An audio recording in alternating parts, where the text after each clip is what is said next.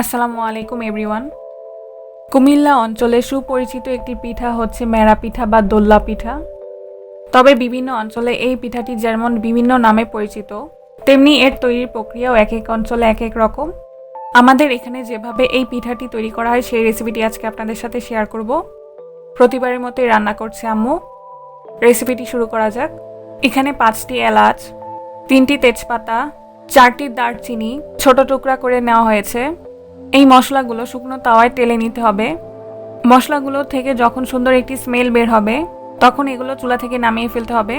এগুলো হালকা ঠান্ডা হয়ে আসলে একটি ব্লেন্ডারের জারে নিয়ে নিব। এই মশলাগুলো এখন গুঁড়ো করে নিতে হবে। এই গরম মশলার গুঁড়ো পরবর্তীতে ব্যবহার করার জন্য রেখে দিব।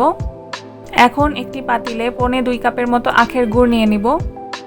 1.5 কাপ ও 2/3 কাপের মতো পানি দিয়ে দিব। পরিমাণ মতো লবণ অ্যাড করব। এখন গুড় গলে একটি বলক আসার জন্য অপেক্ষা করব। দেখুন বলক চলে এসেছে। এখন 8 কাপের মতো চালের গুঁড়া অ্যাড করব। চালের গুঁড়াটা আপনারা পানির পরিমাণ বুঝে অ্যাড করবেন। ভালো করে সবকিছু মিক্স করে একটি কাইয়ের মতো তৈরি করে নিব। মিক্স করা হয়ে গেলে লো হিটে ঢেকে 6 মিনিটের জন্য রেখে দিব। 6 মিনিট পর কাইটি সিদ্ধ হয়ে গেছে। এখন চুলা থেকে নামিয়ে হালকা ঠান্ডা হওয়ার জন্য অপেক্ষা করব। আর কাইটি বেশি নরম বা বেশি শক্ত হবে না। 3 মিনিট পরে আগে থেকে করে রাখা 1 টেবিল চামচ গরম মশলার গুঁড়ো অ্যাড করব।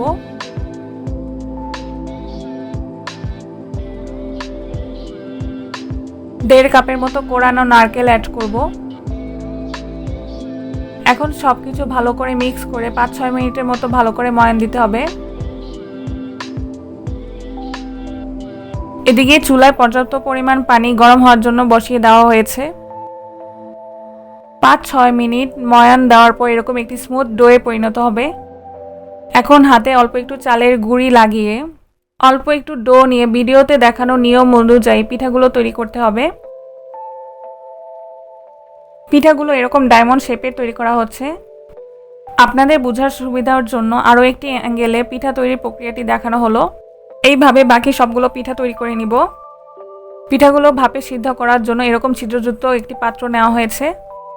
আপনারা যে কোনো স্ট্রেইনার দিয়েও এই পিঠাটি তৈরি করতে পারেন। পিঠাগুলো তৈরি হয়ে গেলে এই স্ট্রেইনারের মধ্যে নিয়ে নিব। তারপর ফুটন্ত পানির উপর এই স্ট্রেইনারটি বসিয়ে দিব। লো টু মিডিয়াম হিটে ভাপে সিদ্ধ করব।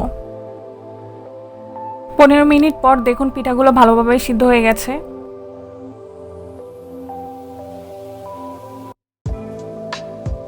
একটি পিঠা ভেঙে দেখানো হচ্ছে। দেখুন পিঠাগুলো কি সুন্দরভাবে সিদ্ধ হয়েছে। আপনারা বাসায় এভাবে অবশ্যই ট্রাই করে দেখতে পারেন।